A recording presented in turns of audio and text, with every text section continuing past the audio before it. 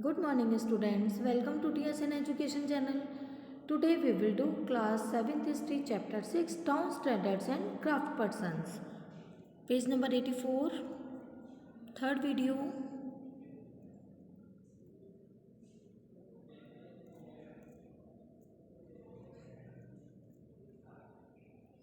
A gateway to the West Surat.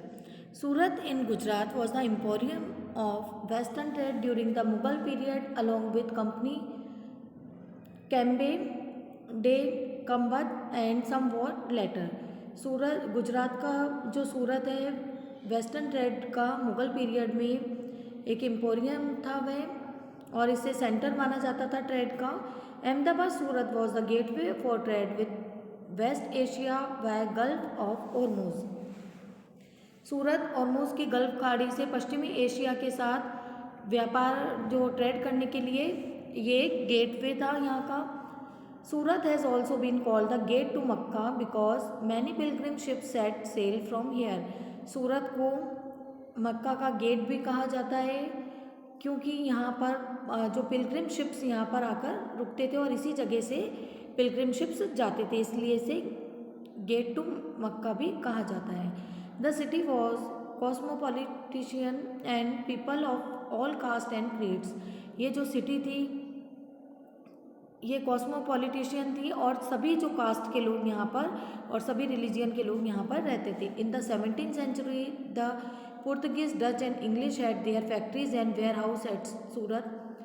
17th century में Portuguese Dutch और English ने अपनी फैक्ट्रीज और वेयर हाउस सूरत में बनाए थे। According to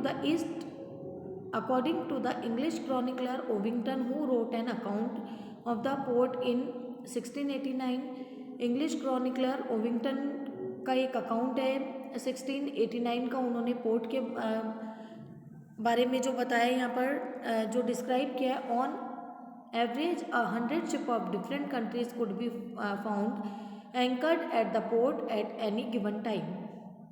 कई कंट्रीज डिफरेंट कंट्रीज़ के जो भी 100 के करीब जो शिप होते थे यहाँ पर इस पोर्ट पर अपना एंकर डालते, मतलब जो लंगर होता है उसको डालकर यहाँ पर शिप्स को रखा जाता था। There were also several retail and wholesale shop selling cotton textile. यहाँ पर कई कॉटन टेक्सटाइल को सेल करने के लिए रिटेल और होलसेल शॉप्स होती थी। The textile of Surat were famous of their gold less border. Surat textile के लिए फेमस था जहाँ पर गोल्ड लेस बॉर्डर की जो टेक्सटाइल होती थी उसके लिए सूरत फेमस था। Had a market in West Asia Africa and Europe, और इनके जो मार्केट्स हैं वेस्ट एशिया अफ्रीका और यूरोप में होते थे। The state built numerous rest house to take care of the needs of people from all over the world who came to the cities. और state ने न्यूमरस रेस्ट हाउस यहाँ पर बनाए थे कि जो भी जितने भी वर्ल्ड की कंट्रीज से आने वाले और जो भी सिटी में आने वाले जितने भी पीपल हैं वो यहाँ पर उनकी टेक केयर हो सके और उनकी जो नीड्स हैं वो पूरी हो सके, इसलिए वहाँ पर काफ़ी रेस्ट हाउस बनाए गए थे। There were magnificent buildings and innumerable pleasure park. वहाँ पर कई मैग्निफिशेंट कई भव्य जो बिल्डिंग्स बनी थी और न्यूमरेबल प्लेजर पार्क बने थे।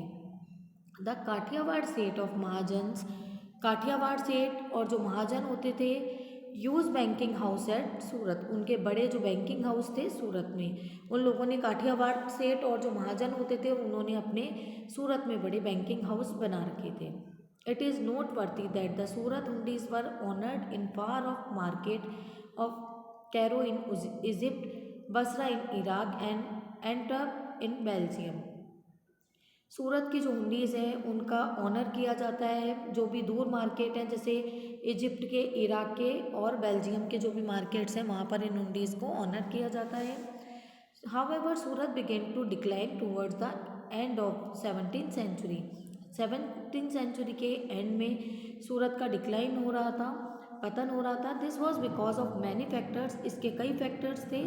The loss of market and productivity, market और प्रोडक्टिविटी का लॉस होना because the decline of the Mughal empire, क्योंकि मुग़ल एम्पायर के डिक्लाइन होने पर जो प्रोडक्टिविटी थी और जो मार्केट थे वे लॉस होते जा रहे थे। Control of the sea routes by the Portuguese and competition from Bombay, where the English East India Company shifted its headquarter in 1668. और उन्होंने जो सी रूट्स थे पुर्तगीज़ ने उन पर कंट्रोल कर लिया था, और बॉम्बे से कंपटीशन के कारण एक ये रीज़न था, और जहाँ पर ईस्ट इंडिया कंपनी ने अपने हेडक्वार्टर 1668 में शिफ्ट कर दिए थे। Today Surat is bustling commercial centre. आज भी जो सूरत है एक ट्रेड का, एक कॉमर्शियल मतलब जो व्यापार है उसका एक सेंटर माना जाता है, कॉमर्शियल सेंटर है ये एक। Fishing in troubled waters Masulipatnam Pattanam, the town of Masulipatnam of Machilipatnam literally fish port town.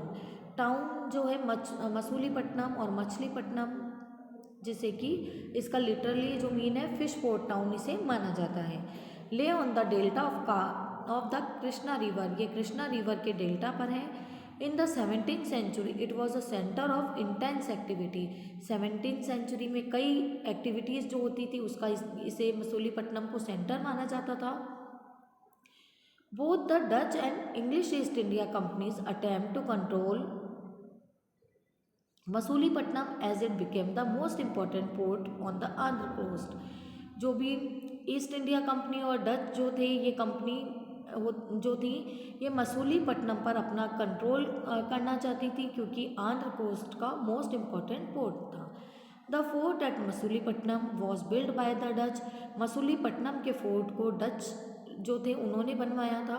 The a poor fisher town, एक poor fisher town. This is a description of Masulipatnam by William Methwold, a factor of the English East India Company in 1620। 1620 में English East India Company के जो William मैथवॉल्ड से ये description मिला है मसूलीपट्टनम का।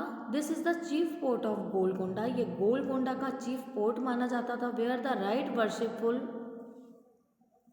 East India Company have their agent, यहाँ पर जो ईस्ट इंडिया कंपनी थी उन्होंने अपने एजेंट रखे थे। It is a small town but populous unwalled ill built and well situated. यह एक स्मॉल टाउन है बट पॉपुलस है, यहाँ पर काफ़ी जनसंख्या है। यहाँ ये जो टाउन है ये अनवॉल्ड है, यहाँ पर कोई ज़्यादा दीवारें नहीं है। It built and well situated, और जहाँ पर ये सिचुएटेड है वो जगह भी ठीक नहीं है। Within all the springs are brackish, और जितने भी स्प्रिंग्स हैं यहाँ पर वहाँ का जो पानी होता है बहुत खारा है। It was first a poor fisher town, यह पहले एक पुअर फिशर टाउन था। Afterwards the convenience of the road के कन्वीनियंस के कारण made it a residence for merchant, इसे मर्चेंट के रेजिडेंस यहाँ पर बनाए गए। And so continue since are and Dutch nation frequent this coast, और यहाँ पर कई डच जो लोग थे वे भी आकर रहने लगे थे। The Qutb Shahi rulers of Golconda impose royal monopolies on the sale of textile. Qutb Shahi rulers थे जो भी गोलकोंडा के, उन्होंने एक रॉयल मोनोपोली इम्पोज की थी, एक शाही एकाधिकार जो कि टेक्सटाइल को सेल करने पर था और स्पाइसेस को सेल करने पर था। जो कुतुबशाही रूलर्स थे गोलकोंडा के, उन्होंने एक शाही एकाधिकार एक इम्पोज किया था कि जितनी भी टेक्सटाइल सेल की जा रही है और जो स्पाइसेस सेल की जा रही है, other items to prevent the trade passing completely into the hand of the various East India company, ताकि जो भी ट्रेड है, जो व्यापार चला रहा है, ये पूरी तरह से ईस्ट इंडिया कंपनी के हाथों में ना चला जाए। इसीलिए उन्होंने एक रॉयल मोनोपोली को इम्पोज किया। Fierce competition among various trading company groups, the Golconda nobles, Persian merchant, Telugu Komati Chettis, the European traders made the city populous and prosperous. और कई लोगों के कंपटीशन के कारण जो भी ट्रेडिंग ग्रुप थे, जैसे कि गोलकोंडा नोबल्स, पर्सियन मर्चेंट्स और तेलुगु कोमाटी चेटीज, यूरोपियन ट्रेडर्स, इन लोगों के कारण जो सिटी थी वो काफ़ी पॉपुलस और प्रॉस्पेरस हो गई थी। As the Mughal began to extend their power to Golconda, जब मुगल्स अपनी जो मुगल थे उन्होंने गोलकोंडा पर एक्सटेंड करने के लिए, अपनी पावर को बढ़ाने के लिए अपने जो रिप्रेजेंटेटिव थे governor Mir Jumla who was also a merchant, वे एक मर्चेंट भी थे, began to play off the Dutch and English against each other. उन्होंने डच और इंग्लिश जो लोग थे उन्हें एक दूसरे के अगेंस्ट किया। In 1686 to 1687 Mughal emperor Aurangzeb annexed Golconda. उसके बाद मुगल एम्परर जो औरंगजेब थे उन्होंने गोलकोंडा को अपने अधिकार में ले लिया। This cause the European companies to look for alternatives. इसी के कारण जो यूरोपियन कंपनीज थी एक दूसरा जो ऑल्टरनेटिव्स देख रही थी। It was a part of new policy of the English East India company.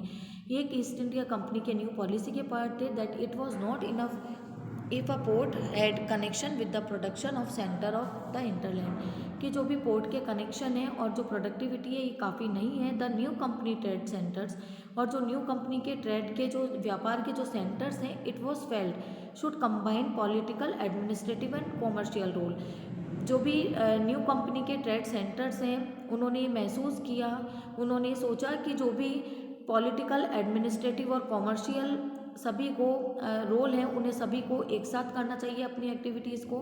As a company traders move to Bombay Calcutta, जब कंपनी के ट्रेडर्स बॉम्बे कैलकाटा और मद्रास चले गए तब Masulipatnam lost both it's merchant and prosperity. तब मसूलीपट्टनम ने अपने मर्चेंट और अपनी प्रॉस्पेरिटी को खो दिया। एंड डिक्लाइन इन द कोर्स ऑफ द 18th सेंचुरी, और 18th सेंचुरी में मसूलीपट्टनम का डिक्लाइन हो गया।